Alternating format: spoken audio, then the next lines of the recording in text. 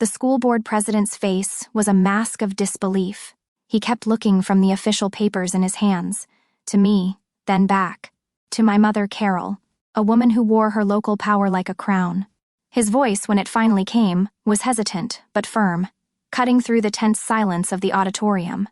"Carol, the bylaws are clear," he said, his gaze fixed on her.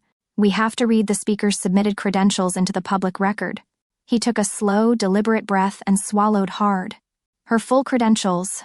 My mother's smug expression began to curdle into confusion, a subtle tightening around her eyes that I knew all too well.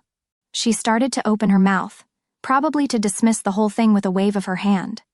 But the president spoke again, his words dropping like stones into the quiet room.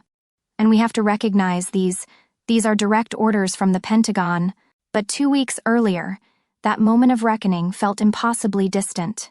I was in a stuffy high school library for a PTA planning meeting, surrounded by well-meaning parents. As a career military officer on a rare shore duty assignment, I had offered my professional expertise to help structure a new JROTC program for my son's school. I was trying to explain the logistical benefits when my mother's voice sliced through the room. She was in her element, a board member holding court. "We appreciate my daughter's enthusiasm," she announced with a saccharine smile that didn't reach her eyes. She paused for effect, letting everyone turn to look at me. "But Eva's work is mostly administrative, a simple desk job. We need input from someone with real leadership experience." She gestured grandly towards a local business owner, who shifted uncomfortably. Then came the final, familiar twist of the knife, delivered with a syrupy dose of pity that was meant to sound like motherly concern. "She's always been a bit lazy, bless her heart. Never had the drive to make it to the top." The insult hung in the air, thick and suffocating. A cold fury, quiet and precise, began to build behind my ribs. It was the same tired accusation she'd leveled against me my entire life, her personal narrative for the daughter she couldn't understand or control. For a moment, I wasn't in that library. I was a teenager again, being told I wasn't ambitious enough, a young officer being told my career was a phase. But this time was different. This wasn't just about me. It was about my son and the future of a program he was passionate about. She chuckled, calling me lazy in a room where my unmentioned clearance level was higher than the entire school's operating budget. She had no idea she hadn't just insulted her daughter. She had dismissed a U.S. Navy commander in front of the very people whose approval I now needed. To understand the strategic takedown that followed, you have to understand the war I was fighting on 2 fronts. To my family, my life was a curiosity, a slightly embarrassing story they told at dinner parties. To the United States Navy, I was a strategic asset. I lived in these 2 separate worlds for nearly 2 decades, building a wall between them so solid I thought it was impenetrable. At home, I was a ghost at the table, a footnote in the grand story of my family's success. At work, my commands could shift the balance of power in a volatile region. The disconnect was jarring, and over the years it had carved out a hollow space inside. Of me, a place where their version of me lived, a lazy, aimless disappointment. I remember one Thanksgiving, the first one I'd made it home for in 2 years. I was bone-tired from a deployment that was 90% tension and 10% sheer terror. I was sitting at the familiar dining table, listening to the clink of silverware, and the loud, booming voice of my father, a man who valued appearances above all. He raised his glass to toast my younger sister, Janine, the family's golden child, a brilliant lawyer who had just been made junior partner. Now that's a real career. He roared, beaming with a pride he never showed me. To Janine, building a real future. The whole family cheered, their faces glowing with admiration for her. Clear, understandable, and most importantly, profitable success. Later, I tried to share a small piece of my own life. I mentioned quietly that I had been awarded a commendation medal for strategic planning on my last tour, before I could even explain that the planning had prevented a major international incident. My mother patted my hand, her touch light and dismissive. "Oh, that's nice, honey. A little ribbon for your paperwork," she said, her eyes already scanning the room. "Did you hear Janine gets a corner office, with a view of the city?" In that moment, the medal in my mind, a symbol of sleepless nights, of impossible choices, of lives protected, shriveled into a meaningless trinket. That one pat on my hand was the culmination of 1,000 other dismissals. The unanswered emails about my promotions, the forgotten care packages, the years of my service reduced to a quirky hobby that kept me away from home. It was easier for them to file me away under a simple, condescending nickname they'd invented. Eva the admin, that's who I was to them. The government cog, the glorified secretary pushing papers in some forgotten corner of the world.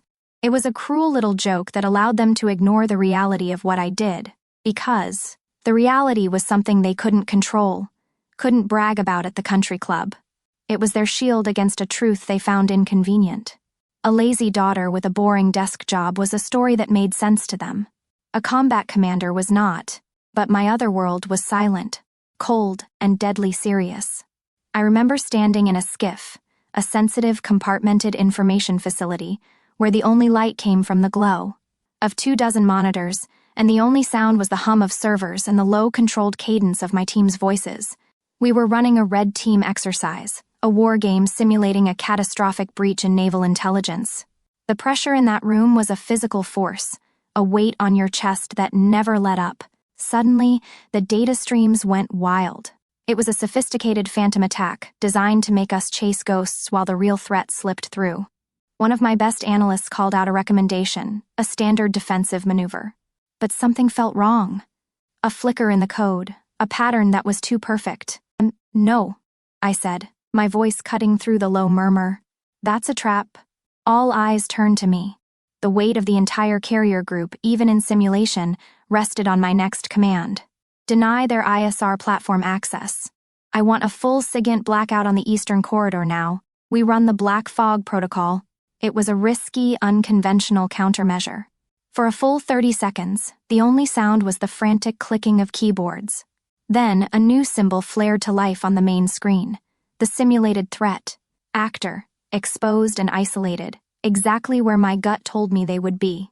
In the back of the room stood General Thompson, a grizzled but fair commanding officer who had been observing the exercise in total silence.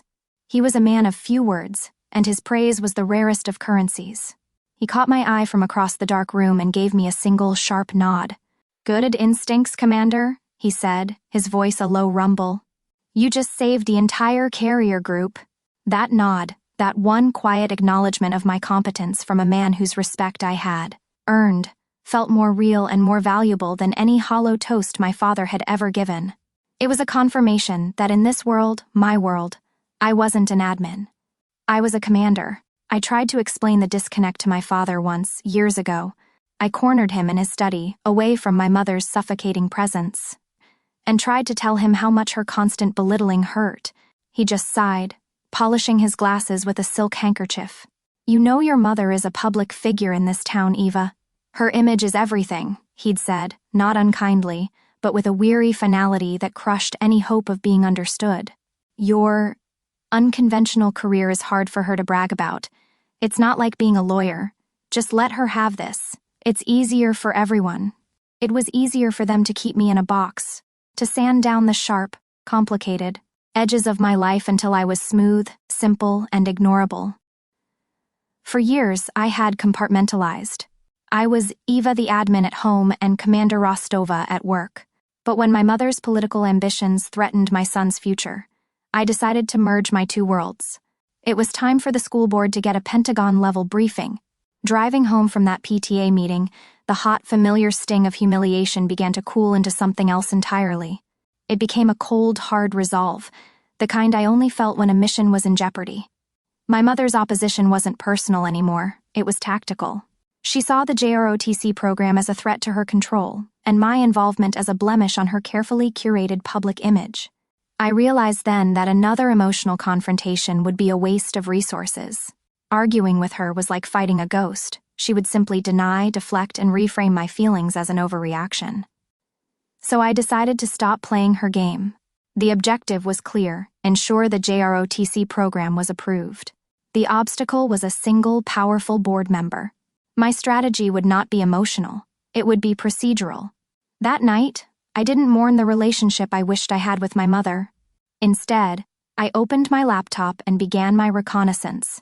I approached the school district's public website like an enemy database, scanning for weaknesses. I spent hours poring over the mind-numbing text of their bylaws and public meeting regulations. And then I found it, a single clause, buried deep in the procedural code. Bylaw 7.4. It stated that any resident who registered to speak had the right to have their submitted credentials read into the public record. It was a rule designed for transparency, but I saw it for what it was, a weapon. The next morning, I initiated my plan. First, I made a formal request to the Department of the Navy's Public Affairs Office for a Declassified Service Abstract for Community Engagement. It was a standard document, dry and factual, but in this context, it would be devastating. It would list my rank, my current assignment, and my most notable service awards in the irrefutable black and white language of the federal government. Then, I completed the online form to speak at the next board meeting, submitting my name, simply as E. Rostova, a name that would be familiar but not alarming to my mother. Finally, I had the sealed official Navy documents couriered directly to the board president's office, along with a cover letter that explicitly referenced Bylaw 7.4. With the pieces in place, I made one last call. I dialed the number of the one person in my family who had always seen me for who I truly was, my grandfather, a retired Navy captain and a man who lived and breathed protocol. I explained the situation and the bylaw I had found. "Grandpa, am I reading this right?" I asked. "They have to read it aloud?" I heard him let out a low chuckle on the other end of the line. "Eva, it's Robert's Rules of Order. They're bound by their own procedure," he said, his voice filled with a quiet pride. "They'll have no choice. It's time they learned who you are, Skipper." The submission was logged. The trap was set using their own rules. My mother saw my name on the agenda and smirked, thinking her lazy daughter was coming to beg. She had no idea I wasn't coming as her daughter. I was coming as a representative of the United States Armed Forces. When I walked into the high school auditorium that night, the air was thick with a mixture of cheap disinfectant and local politics. The fluorescent lights hummed with an almost aggressive buzz, casting a pale, unflattering light on the rows of faces. I saw my mother, Carol, seated at the center of the long table on the stage, the main dais. She was in her kingdom, radiating an unshakable authority. She laughed at something the superintendent whispered to her, basking in the easy deference of the other board members, men and women who relied on her political influence. To them, she was a kingmaker. To me, she was an obstacle. My heart wasn't pounding. My hands weren't sweating. I felt a profound and chilling calm, the same focus I felt before a mission.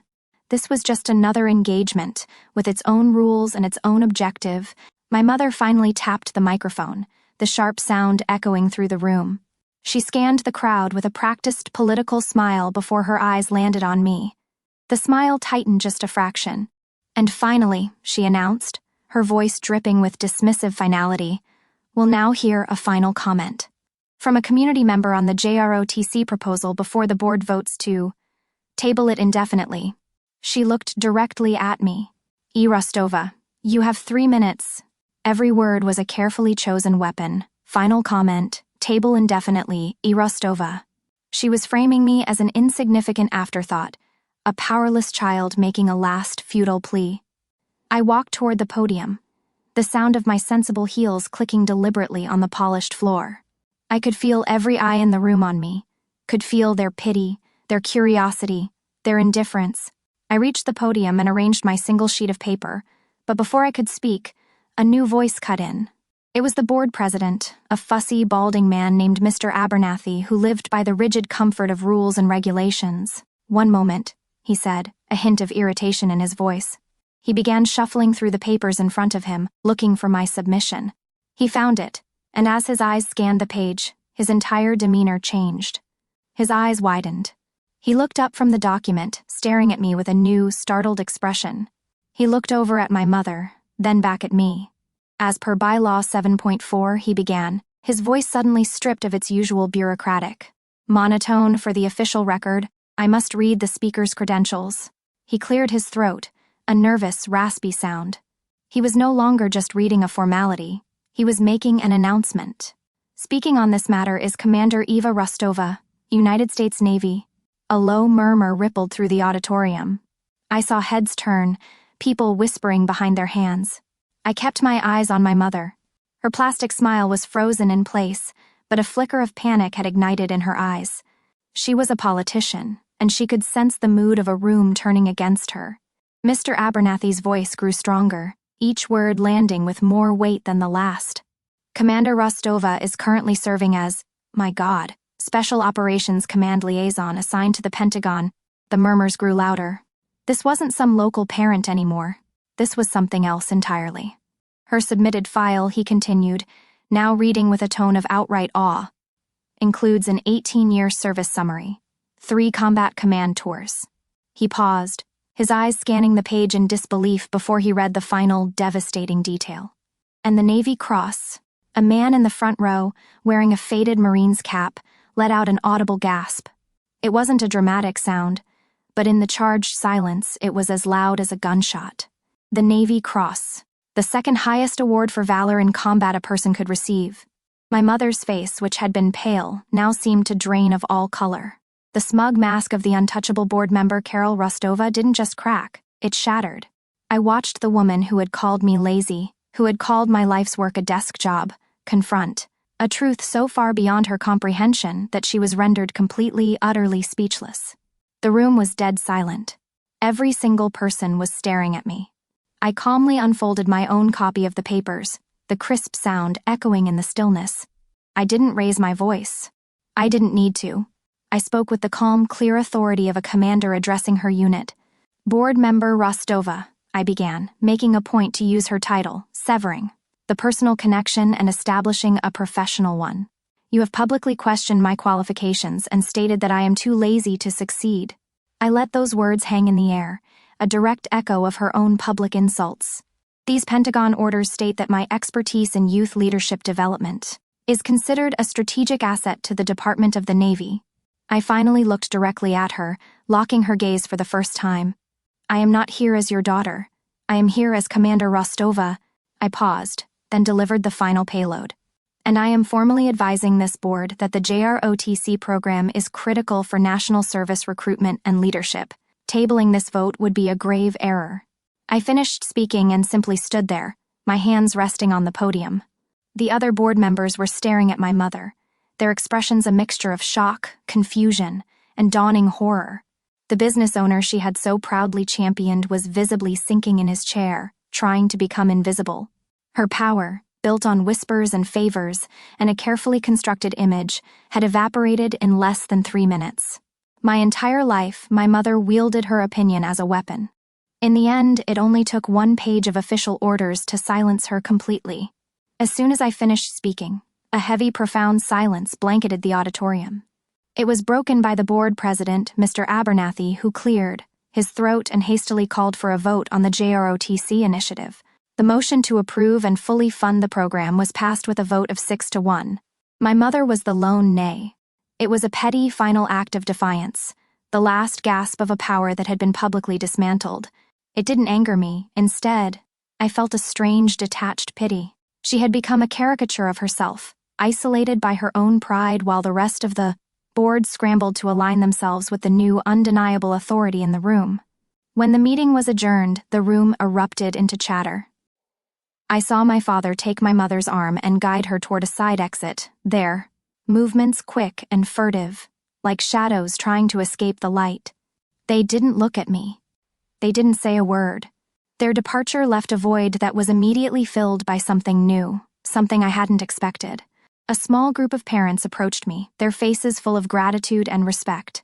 Then, the man from the front row, the one in the faded Marine's cap, made his way over. He stood before me, his eyes shining with unshed tears, and simply extended his hand.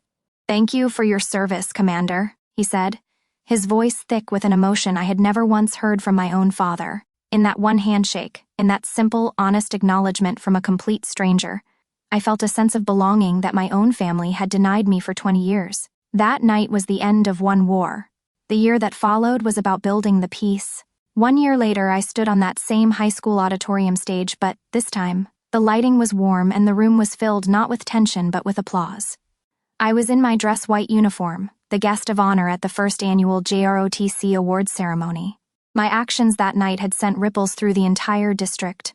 It led to the creation of a new policy, a veteran expertise protocol, designed to actively identify and utilize the skills of military-connected families. My personal victory had become a permanent institutional reform, a legacy that would help others long after I was gone. It was more than I had ever set out to do, and it was deeply, profoundly satisfying. The highlight of the evening was presenting the Cadet Leadership Award. As I called out the recipient's name, my son's name, he walked across the stage, his back straight, his own uniform perfectly pressed. He beamed at me as I pinned the medal to his chest, and in his eyes I saw more than just the love of a son for his mother. I saw a profound, unshakable respect. He saw me, all of me, not as Ava the admin or as some distant figure, but as his commander, his mentor, and his mom. It was a validation so pure and powerful it eclipsed a lifetime of feeling invisible. In the months that followed the board meeting, I found myself being pulled deeper into the school community. I became a mentor to the cadets, an advisor to the school on military family affairs. My new family became the cadre of instructors, the grateful parents, and the bright, hopeful faces of the kids whose lives I was now helping to shape. It was a community built not on dysfunctional obligation or a toxic hierarchy, but on a foundation of shared values and mutual earned respect. Here, my experience wasn't just acknowledged, it was sought after. Here, I wasn't a problem to be managed, I was an asset to be utilized. I had, after a lifetime of searching, finally found my tribe. During the awards ceremony, as my son was getting his picture taken with his friends, my phone buzzed in my pocket. I pulled it out to see a text from my father. My breath caught for just a second, a ghost of an old habit before I read the words. Your mother saw the article about your GROTC program in the paper. She thinks it's a good thing for the community. I read the message twice. It wasn't an apology. It was never going to be an apology. It was a concession speech, a white flag sent from a distant, irrelevant shore. A year ago, that text might have given me a flicker of hope, a desperate desire to believe it was a new beginning. But now, I felt nothing. The vast, aching need for their approval had simply vanished, replaced by the quiet confidence of my new reality. I looked at the message one last time, then with a simple, deliberate tap of my thumb, I archived it without replying. The file was closed. The ledger was settled. I put my phone away and turned my attention back to the celebration, to the sound of laughter, to my son's proud smile, to the life I had built. My mother believed a legacy was about public perception and local power. I learned a true legacy is built in silence and validated by the lives you improve.